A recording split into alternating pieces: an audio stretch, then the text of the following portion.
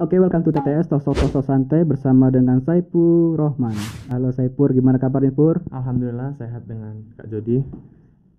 Iya ya, ini sebenarnya konten ini ada di channel satunya, cuman saya masukin aja nanti ke channel Jody Slim. Karena kita sekarang ini membahas tentang dunia perkuliahan. Masalah dunia perkuliahan kan berarti ada waktunya kayak kita masuk ke perguruan tinggi itu ada jalur-jalurnya gitu kan.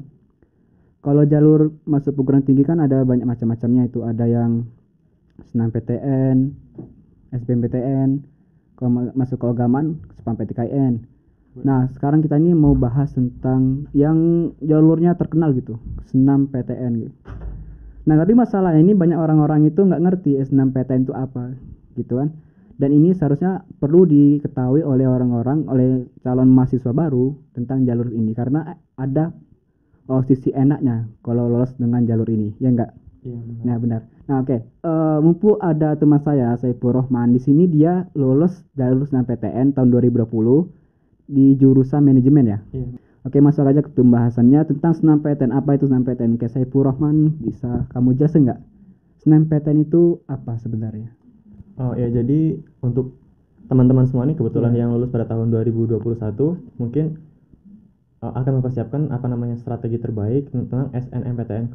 Kebetulan pada saat ini SNMPTN itu sudah Hamin 11 Kak Jody ya.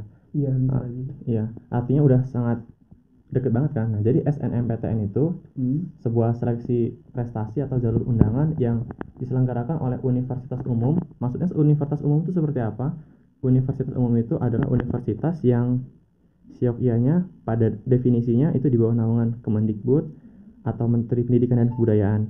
Nah, jadi universitas umum itu contohnya seperti Universitas Indonesia, Universitas Pajajaran, UGM, kemudian Unila untuk yang di Lampung, Unsri, atau universitas-universitas lain yang sifatnya di bawah naungan Menteri Pendidikan dan Kebudayaan. Kemudian selain universitas ada juga namanya institut. Contohnya seperti IPB, ITB, kemudian dan ada namanya ITERA kalau di Lampung ya. Iya. Nah, jadi kalau seandainya kalian mau masuk ke Universitas Islam, tentu Iya. jalurnya bukan SNMPTN Kak Dodi ya. Iya, apa itu? Namanya adalah SPAN PTKIN atau UM PTKIN atau UM Mandiri. Nah, seperti itu. Ya, ini untuk info lebih ya. SNMPTN itu terbentuk waktu tahun 2008. Dulunya itu PMDK. Ya, aku nggak salah PMDK. Sekarang waktu 2013 ini SNMPTN itu ada dua jenis, tapi dengan nama lain. Maksudnya itu ada dua jenis, SNMPTN undangan dan SNMPTN tertulis. Nah, karena tahun 2013 kemarin ada perubahan nama, yang jenis SNMPTN itu berubah menjadi namanya SBMPTN. Sedangkan SNMPTN itu kata-kata undangannya itu dibuang, jadi SNMPTN aja. Nah, jalur SNMPTN itu gimana sih seleksinya? Bisa nggak dijelasin? Pakai apa syarat-syaratnya gitu? Apa penilaiannya gitu? Oke, jadi SNMPTN sendiri sudah saya sampaikan bahwasannya SNMPTN itu berbeda dengan jalur-jalur masuk undangan yang lain seperti Poltekkes itu ada PMDP, kemudian ada kalau yang apa? Islam. Universitas Islam tadi ada SPAN PTKIN dan lain-lain ya. Nah, jadi kalau SNMPTN itu yang menyeleksi siapa nih teman-teman? Nah, jadi yang menyeleksi SNMPTN itu adalah LTMPT. Siapakah LTMPT itu? Jadi LTMPT itu sebuah lembaga yang didirikan Kemendikbud khusus untuk menyeleksi mahasiswa-mahasiswa baru yang ingin kuliah di universitas umum seperti universitas yang saya sebutkan tadi dan institut yang saya sebutkan tadi. Nah, jadi kriteria penilaian SNMPTN itu menurut saya setelah saya pelajari dari tahun 2020 hingga pada saat sekarang setelah mengikuti sosialisasi, intinya kriteria penilaian SNMPTN itu hanya ada 3. Yang pertama adalah nilai lapor. Ketika kita mau mendaftar SNMPTN, tentu nilai lapor kita itu dilampirkan. Nilai lapor dari siswa itu dilampirkan. Kemudian piagam prestasi yang kedua itu piagam prestasi. Seandainya kita mau daftar SNMPTN, apa sih selain nilai lapor yang menunjukkan bahwasannya kita itu jauh lebih berprestasi dibandingkan siswa lain, yaitu ada namanya piagam prestasi atau sertifikat. Nah, selanjutnya yang ketiga itu apa? Yang ketiga adalah indeks sekolah. Indeks sekolah itu maksudnya contohnya ketika kita mau mendaftar SNMPTN di salah satu universitas, contohnya Universitas A. Nah, ketika kita mendaftar SNMPTN, maka PTN itu menilai track record dari sekolah kita. Apakah sekolah kita itu memiliki mahasiswa yang unggul, di PTN tersebut, kemudian apakah sekolah ini memiliki siswa-siswa yang unggul. Mungkin salah satunya seandainya ada siswa yang mungkin udah mewakili nasional, negara, atau provinsi ke jenjang-jenjang ke perlombaan-perlombaan seperti itu. Perlu jadi poin penting buat kamu yang mau daftar SNMPTN pada tahun 2021. Seandainya kamu keterima SNMPTN dimanapun PTN kamu nanti diambil, perlu diingat-ingat ya, perlu dipahami betul ya. Jadi kamu tuh harus daftar ulang atau harus diambil. Jadi kalau kamu nggak ambil, nanti akan jadi track record yang jelek bagi SNMPTN teman-temanmu yang akan daftar pada tahun-tahun berikutnya gitu. Jadi maksudnya itu kayak misalnya kalau kita jurusan kita ambil, jurusan kita yang terima itu lalu kita tolak, itu kayak kena sanksi gitu. Jadi SNMPTN itu ada sanksinya. Sanksinya itu bisa mengenai dua pihak, dari pihak sekolah sama pihak siswanya. Kalau dari pihak siswanya, dia tuh nggak diizinkan lagi ngambil namanya SBMPTN. Jadi dia harus ngambil komandiri meskipun dia sudah lolos SNMPTN. Kan tadi kan dia tolak ya. Itu juga ketentuannya juga dari LTMPT-nya, ketika seorang siswa lolos SNMPTN itu maka dia nggak diizinkan lagi ngambil yang namanya SBMPTN. Nah berarti kalau ketika dia lolos SNMPTN lalu dia tolak, berarti kan memang nggak bisa lagi, memang udah dipastikan nggak bisa ke SBMPTN kecuali dia mau mandiri. Dan siap-siap aja kalau masalah mandiri pasti uangnya gede. Nah makanya dari itu jangan sia-siakan kalau kalian lolos SNMPTN. Nah tapi kan kebanyakan ini, saya lolos SNMPTN, cuman jurusan yang saya pilih itu gak sesuai dengan bidang. Nah coba, kan kamu kemarin kan kayaknya jurusan yang kamu pilih itu sesuai dengan bidang kamu ya. Coba sih ada nggak tips untuk memilih jurusan yang tepat untuk bidang kita sendiri gitu? Oke. Jadi di sini saya akan menyampaikan tentang mungkin teman-teman ada juga sih mungkin yang kebingungan dengan jurusan. Saya bingung, saya pengen kuliah, saya nggak mau kerja, saya mungkin dipaksa nikah sama orang tua, mungkin nggak mau. Nah, jadi mereka itu milih untuk kuliah tapi bingung dengan jurusan. Kadang-kadang juga ditekan dengan orang tua padahal itu bukan bidangnya. Jadi strategi dari saya, ketika mau ambil jurusan, kamu sekolah selama SMA itu dengan jurusan yang kamu ambil. Seandainya kamu mau ngambil jurusan dan kamu bingung, maka kamu perlu menganalisis lapormu. Jadi dari semua mata kuliah yang selama kamu pelajari di SMA, itu kamu analisis lapormu. Jika umpamanya kamu analisis umpamanya matematika semester 1 nilaimu ternyata besar dibandingkan nilai-nilai yang lainnya. Nanti kamu cek juga di semester 2-nya, apakah nilai itu naik atau turun. Nah, dan jika nilaimu itu naik terus, artinya kamu suka dengan nilai itu. Karena nggak mungkin kan seandainya kalian dapat nilai gede terus, kemudian naik terus, tapi kamu nggak suka.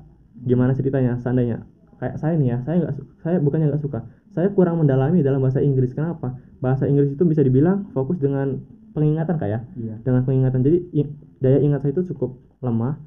Nah, nggak mungkin kan tiba-tiba nilai saya umpamanya dari semester 1 sampai semester 5 kok naik terus, padahal saya lemah. Menurut saya sendiri saya lemah. Jadi kalian bisa cek lapor kalian.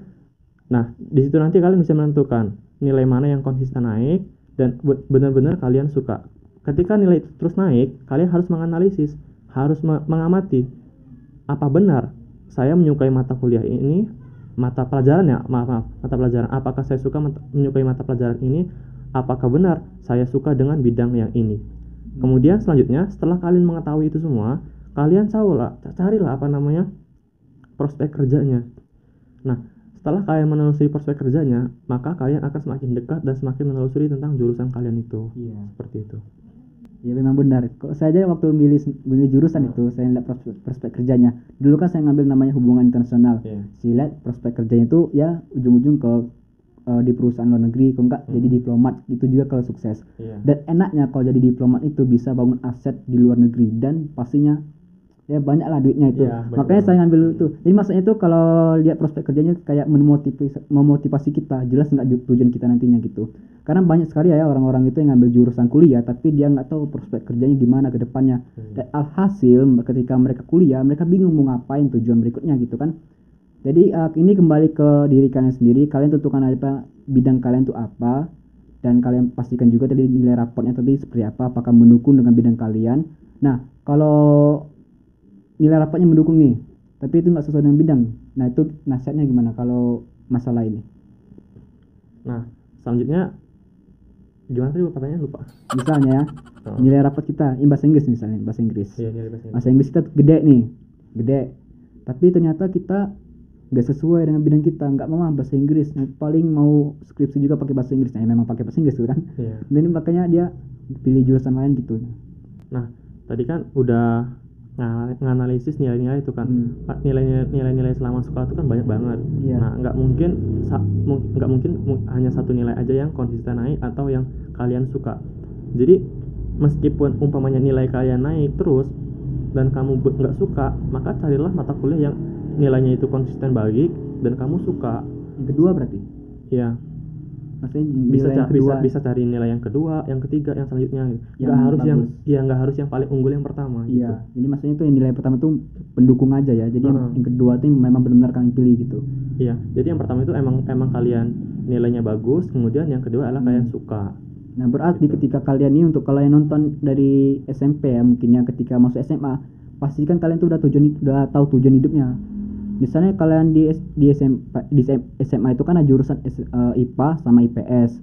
Nah, kalau kalian udah tahu tujuan kalian setelah sekolah itu mau kemana, kalau mau kuliah juga jurusan apa, itu enak. Jadi waktu SMA nanti kalian udah tahu, oh saya mau ngambil jurusan farmasi.